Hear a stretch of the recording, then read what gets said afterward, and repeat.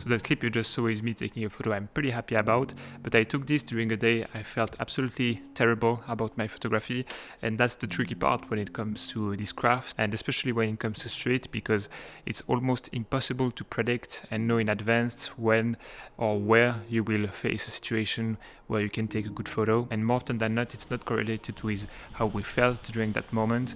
Sometimes you can feel super inspired and motivated to go out to shoot and come back with absolute garbage pictures, and sometimes you can feel terrible, feel uninspired, and you would come back with one or two really good photos. I think that as humans it's normal to really like being able to predict and having expectations and actually have those expectations met, but that's not possible with street photography. But one thing we can be totally sure about and that we can actually predict is that if for XYZ reason we were not out in the world taking pictures, we would not come home with the shots.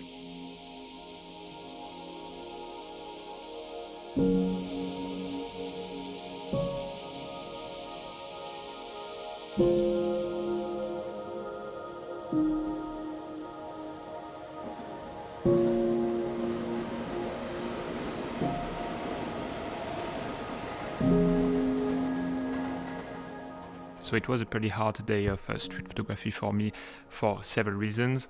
And first of all, it was hard physically because, you know, in Japan in summer it's super hot.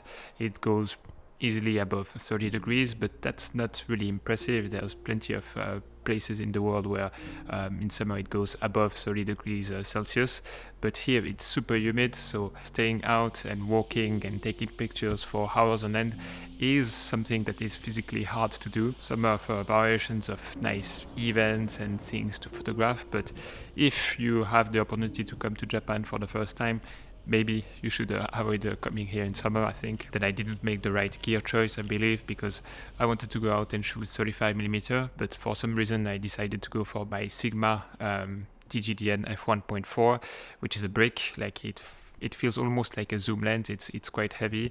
I should have gone for my 35mm Samyang, the Pancake lens 2.8, and yeah, that was just the wrong decision, like making things not easier for me.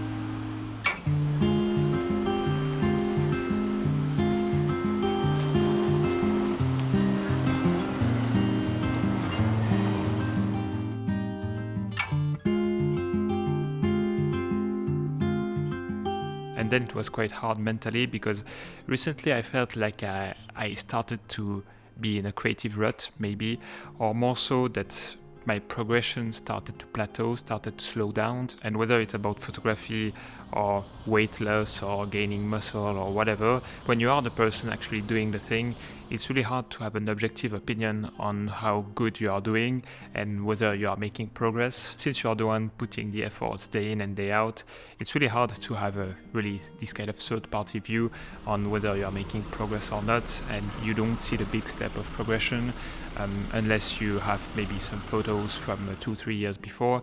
You could compare the actual state of being and the one from 2-3 years before, but that's not something we do every day to tell ourselves that we made progress, I think. And then when you start to be in this mindset of feeling that you are not making any progress and you start to be in this sort of creative rut, it's easy to have some negative thoughts when you're going out to take pictures, or even sometimes those negative thoughts prevent you to actually go out. You would start to think about what I am doing this in the first place, and you start to be very self-conscious.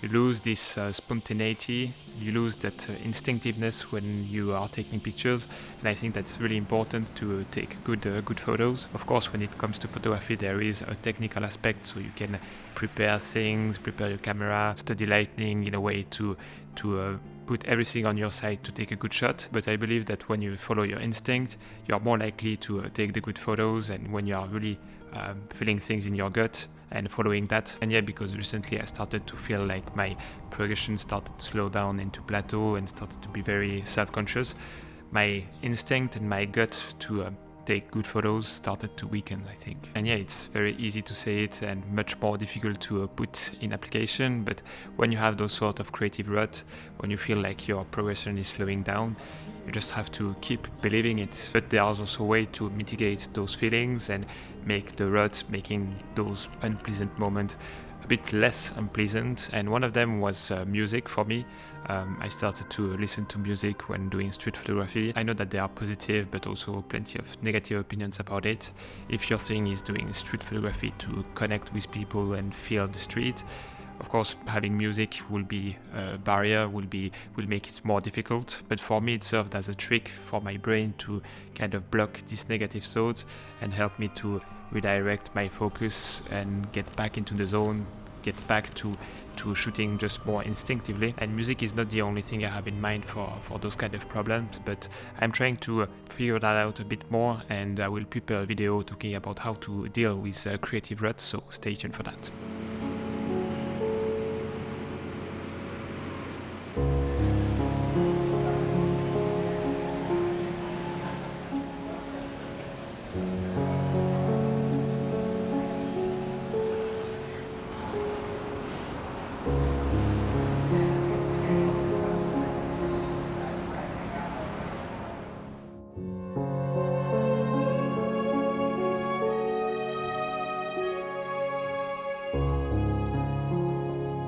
I feel like it's a very normal feeling for any artist to feel uninspired and to fall into this kind of creative ruts. And I almost feel like the more experience you get, the more likely you are to actually experience those feelings. Maybe you have heard of this thing called the Dunning-Kruger effect.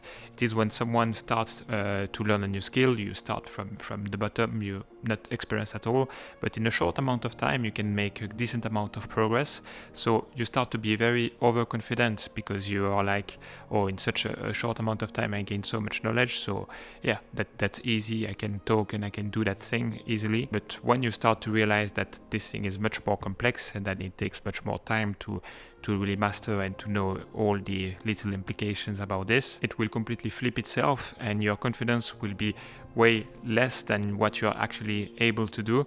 And until you become really an expert into that craft, you will still gain knowledge, gain skill, and you will be less confident and you will think that you are able to do less than what you are actually able to do. And that can lead us to have these negative thoughts about this and about our ability to do that thing, and that will negative impact on your motivation, of course. But one thing that is pretty much proven by history, and if we look at the work of famous photographers, is that the more time you click on that shutter and the more time you spend outside in the world taking photos, the more likely to take those good pictures. And on the flip side, if you are just overthinking it and thinking that you can make up for your lack of knowledge by just studying inside without going out in the world taking pictures, the results just won't come. So all in all, even though I felt absolutely terrible during that day shooting pictures, I'm really glad I did because I'm happy about the pictures, and that also contributed to gain a little bit more confidence and start with a little bit of renewed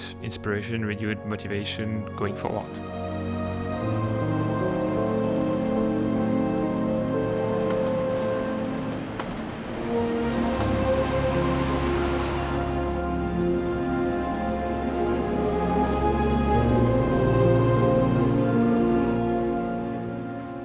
I'll take this opportunity to announce that my new pack of presets is finally available.